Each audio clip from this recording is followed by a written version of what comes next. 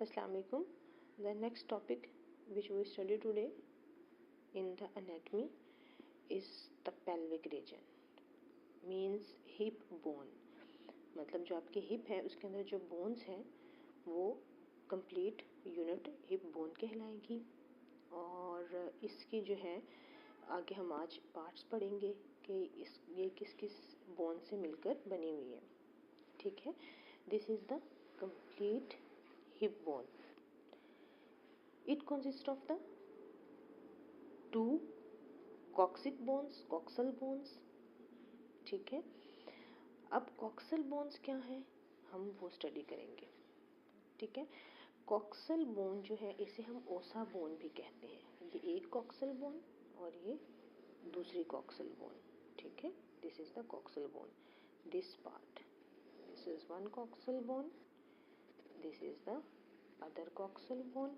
ठीक है, and this one, ये जो आपको नज़र आ रहा है ये हमने जो पढ़ा था अभी वर्टिब्रल कॉलम में हमने पढ़ा था कि S1 से S5 तक जो वर्टिब्रल कॉलम की 5 बोन्स हैं वो मिलके एक सिंगल सैक्रम बोन बना देती हैं। ठीक है, ये वो बोन है और नीचे ये टिप ऑफ कॉक्सिक नज़र आ रहा है आपको। ठीक है, अब ये जो कॉक्सल बोन्स हैं जिन्हें हम ओसा बोन्स भी कहते हैं, चिल्ड्रंस में ये 3 डिफरेंट बोन्स होती हैं। फिर जैसे जैसे बच्चा बड़ा होता है तो ये तीनों बोन्स आपस में फ्यूज़ होकर एक सिंगल बोन की शक्ल इख्तियार कर लेती हैं। अब ये 3 बोन्स हैं। This is the ilium, this is the pubis, pubic bone, and below this is the ischium. Ilium, big one is the ilium, this is the ischium, and below it this is the ischium, and ऊपर pubic bone. 3 bones होगी।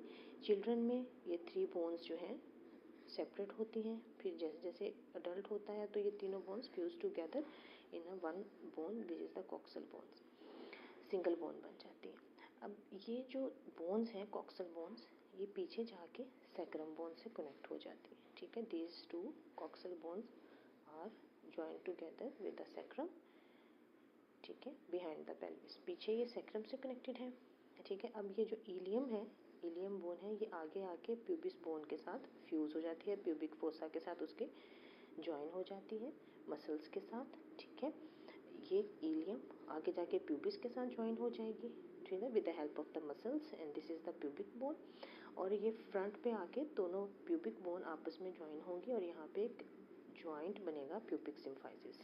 ठीक है, in front of your hip bone there is a joint which is called the pubic symphysis. अब जो ilium bone है, ठीक है, ilium bone का ऊपर वाला ये जो एज है this is called the iliac crest. This edge is called the iliac crest.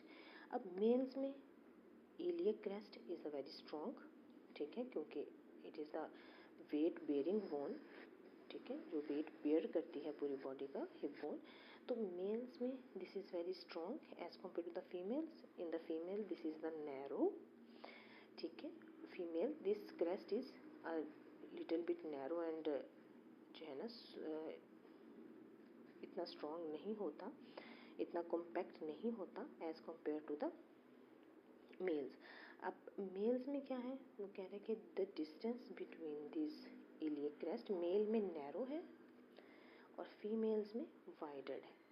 ठीक है, ये जो डिस्टेंस है इस बोन्स क्रेस्ट से लेके इस इलियक क्रेस्ट तक का आपस में डिस्टेंस मेल्स में कम है, फीमेल्स में ज़्यादा है। क्यों? क्योंकि because female have to give birth to the child, that's why their pubis is wider, there the distance between the iliac crests is the wider as compared to the male. This bone is the hip bone and this region is called the pelvic region. We have studied the pelvic region which consists of the 3 bones, ilium, pubis, ischium, and during the childhood these 3 bones are separated, but as baby grow these 3 bones join together to form the single unit and this is called the coxal bone. Behind and the back, these 2 coxal bones are joined together with the sacrum bone, and in front they are joined together with the pubic symphysis. Now we have completed the pubic region. This is the anatomy of the pubic region.